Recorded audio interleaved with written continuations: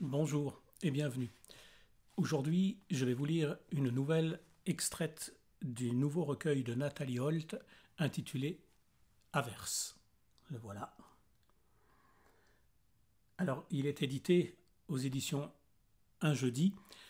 En réalité, c'est une auto-édition. Et ça me semble très important de le signaler et de vous encourager, si ma lecture vous donne envie, c'est un petit peu le but en faisant ça, d'aller acheter ce livre. Actuellement, il est disponible sur Amazon. C'est pas trop facile de le trouver ailleurs. Peut-être que ça viendra, peut-être que des structures vont se créer pour que l'auto-édition puisse être un peu plus accessible, plus facilement lisible pour les gens qui vont pas en librairie, parce que l'auto-édition on ne la prend pas en librairie, c'est bien dommage d'ailleurs. Mais voilà, il y a des très belles choses qui paraissent en auto-édition. Il y a quelques mois, je vous avais parlé de Comanche, hein, de Caroline Diaz, qui était aussi en auto-édition. Là, pour ce qui est de Nathalie Holt, il s'agit de son deuxième recueil. Il s'intitule Averse et je vais vous lire la nouvelle qui a donné son titre au recueil et qui s'intitule elle-même Averse.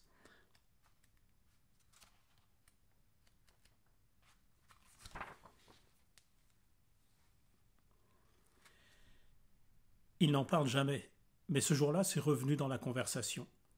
Marie a dit « Ils avancent ». « Ils avancent qui ?» a demandé Franck. « Ceux de Paris », a dit Marie. « Eux, ils avancent ».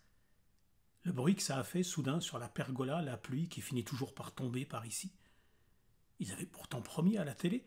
C'est qu'une averse, Franck, je te dis, c'est passager. Passager, c'est la formule magique. On sait où ça commence, leur histoire.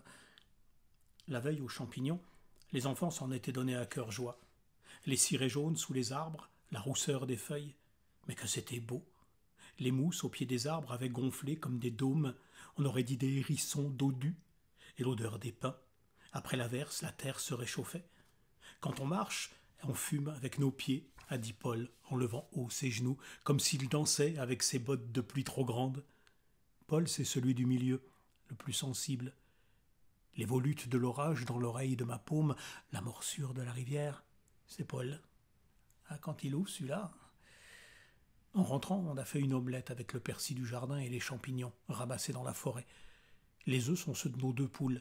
La rousse pond toujours 2 fois plus que la blanche, va savoir pourquoi. C'est parce qu'elle est rousse, dit Franck. Il faut qu'elle se fasse remarquer. Si elle pondait pas autant, il y a longtemps qu'on l'aurait bouffée. La ciboulette dans l'omelette, je ne sais pas si c'est meilleur que le persil. Seulement, cette année, pour la ciboulette, c'est mort à cause de la pluie. Ou plutôt à cause de la sécheresse qui a déversé la pluie d'un coup comme d'un seau trop rempli. Et tout a été noyé sauf le persil. Le persil, par ici, il pousse comme les orties. J'aurais dit chien-dent si la chienne n'était pas morte. Le mot chien, Franck ne veut pas l'entendre. C'est trop tôt parce que la chienne, même s'il la battait, c'était son chien. Il lui a creusé un trou dans la boue et il a posé une pierre dessus. Un vrai temps de chien, il a dit Franck. La sécheresse, les averses, on entend. Ce sont les retombées de la centrale, mais la centrale, ça fait plus de 30 ans. C'est comme pour l'usine. Après qu'elle a fermé, ils ont dit il y aura des retombées. Il faut être patient, ça va passer. On a attendu, on attend. Les retombées, ça fait pas crédit. On n'en a plus. On va agir, dit Annie. Elle travaille au Cora. Elle est à Paris aujourd'hui. Ça fait 2 mois qu'elle y part tous les vendredis pour être avec les autres. Elle fait la route en camion. T'inquiète, ça va changer maintenant, elle a dit. Et puis Franck, à la Toussaint, tu le sais qu'il pleut tous les jours. La pluie, c'est comme un hommage à nos morts, comme verser de la carola sur les fleurs pour qu'elles brillent. Ces gouttes, ces brillances, ce sont nos larmes, celles qui nous viennent quand tout va bien. Depuis le temps ici, si c'était l'Amérique, ça se saurait. À présent, c'est pas plutôt l'Asie. Il entre avec un grand sac, Marcel, il revient de Paris. Et regardez ce que je rapporte, pain de mie, maillot, salami, on a fait le partage avant de partir, on n'a pas tout gâché. Il a garé sa camionnette devant la maison, il porte encore son gilet fluo, couvert de badges. Il entre et il s'ébroue, les gouttes de pluie volent partout dans la maison. Il a toujours eu quelque chose de chevalin, Marcel. C'est dans la démarche, mais pas que. Les enfants courent vers lui à cause des bonbons dans ses poches. De quoi ça cause encore? De la pluie et de Paris, je parie. De tout et de rien. Ça cause, c'est tout. Si on changeait de sujet pour voir, il paraît qu'ils vont agrandir la succursale de la mairie et qu'elle sera prête pour le carnaval. Il y a un thème cette année? Ouais, tête de clown et jeu de massacre, on attendait que toi pour commencer. Avec son pouce et son index, Franck forme un cercle et regarde Marcel au travers. Après, il pointe son autre main vers lui comme une arme. Pan, dans le mille. Arrête tout de suite, Franck. Pas aujourd'hui et pas devant les enfants. On sait que c'est dur, mais fais un effort, dit Marie. Et toi, Marcel, essuie tes cheveux ou tu vas prendre froid. Les cheveux qui cernent le crâne de Marcel sont comme une couronne de crins ébouriffés. Il a le visage long. Quand il parle, on voit ses dents de cheval.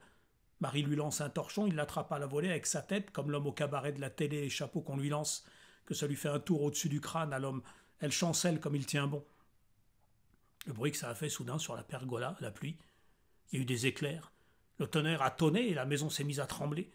Les enfants ont compté. C'est comme ça qu'on fait pour savoir si l'orage se rapproche. On compte. C'est aussi comme ça qu'on fait pour savoir si les ennuis se rapprochent. On se met à compter. Même Laura, la plus petite, qui a les traits de Marie, que c'est pas imaginable, jusque dans la coiffure en miniature, elle s'est mise à compter. 1, 2, 2. Et la foudre a frappé le pommier du jardin d'à côté, celui du voisin qui est mort, on sait pas bien comment. Ça fait dans les 2 ans. Un de l'usine qui a fermé. Sa maison aujourd'hui, elle se défait pierre à pierre. Parfois on lui en prend une pour combler un trou. On lui prend aussi ses pommes, parce que ses pommes, il ne reviendra pas les manger. Sinon elles vont pourrir et la nourriture, faut pas la gâcher, dit Marie. 1, 2. Le pommier, en tombant, a brisé la barrière. Le cheval qui broutait dans le pré d'à côté s'est enfui. Il a disparu dans les bois. Un de perdu. Ça en fait au moins 100 de perdus pour la boucherie, a dit Franck, et il a ri. Les enfants, 3, ensemble, se sont mis à crier. Rémi plus fort que les autres, c'est l'aîné, un dur, dit Marie, qui n'est pas sa vraie mère, mais c'est tout comme, même si... Le bruit que ça fait soudain, sur l'ondulé du toit, la pluie, pire que la moto crevée de Franck quand il la démarre, qu'on l'entend jusqu'après le Cora et qu'on ne sait pas s'il reviendra. Mais il revient pourtant. Est-ce qu'il va mourir, le cheval? Laura a enfoui son pouce dans sa bouche, c'est son pouce après tout. Paul s'est approché d'elle. Bouche contre l'oreille, il a dit « Quand tu crois que tu vas mourir, la terre se referme sur ton dos. » « C'est pas encore le moment, te dit la terre.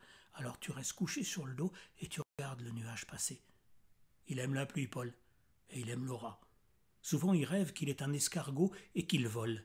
Il sait que l'escargot ne vole pas un escargot, ça rampe. Un cheval, ça galope. Un orage, ça... Il sait que Laura va mourir comme lui un jour, dans très longtemps, ou demain, tout de suite, alors ça sert à rien d'y penser. Après, comme l'escargot, il s'encoquille. Il reste collé au mur entre la porte et le radiateur. Surtout, faut pas le déranger. Et l'orage, en s'éloignant, a déplacé la pluie. Du rose est venu entre les nuages, comme sur l'affiche géante du Cora. Un ciel rose et des palmiers, une image qui fait rêver Rémi. Ou bien rose comme les paupières de Marie, quand elle sort danser et que ses yeux sourient. Marcel s'est mis à chanter. Et le voisin, c'est pas demain qui reviendra, mais on les aura. Fadaise, a marmonné Franck en allumant une cigarette avec son briquet qu'il faut remplir d'essence. Quand il l'ouvre, on voit le morceau de coton et la pierre qui fait les étincelles. Franck dit que la flamme de son briquet, même sur le pont d'un bateau en pleine tempête, elle s'éteint pas. S'il avait pu, il aurait fait marin sur un cargo, ou mieux sur un paquebot. Il aurait travaillé dans la salle des machines. Il s'y connaît en mécanique. C'est lui qui a bricolé le chauffe-eau et doublé les chevaux de sa moto. Il aurait vu l'Amérique. Là-bas, tu peux rouler sur des routes sans fin où il pleut pas, dit Franck. Alors en attendant, il fume. Tu veux pas fumer ailleurs? La farine sur les mains de Marie est comme du salpêtre quand tu passes tes mains sur le mur. Elle essuie ses mains sur son tablier d'œufs bleu. On dirait de la neige et ses cheveux ont blanchi.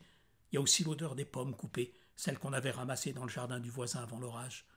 Dans le grand saladier en pyrex, les quartiers de pommes, on dirait des morts en forme de lune. C'est promis, demain on plantera un pommier rien qu'à nous, a dit Marcel. Il a grimpé sur une chaise. Il a maintenant les bras levés vers l'ampoule qui vient d'éclater à cause de l'orage. Rémi lui tient la chaise. Laura tient les jambes de son frère. C'est comme sur un tableau d'église ou comme une passe au rugby de la télé quand ils arrêtent l'image. Paul s'est collé à la vitre de la véranda. Il regarde une chose qu'on ne peut pas voir. Dans les nuages, le cheval vole. Alors Franck sort avec sa cigarette. La nuit est vide. Dans le ciel devenu rose, les nuages bougent, comme quand on accélère l'image sur l'écran du téléphone de Marcel. Loin, très loin, au rond-point, on entend des voix et même de la musique. Ce sont les haut-parleurs des camions, revenus de Paris. Voilà. Magnifique.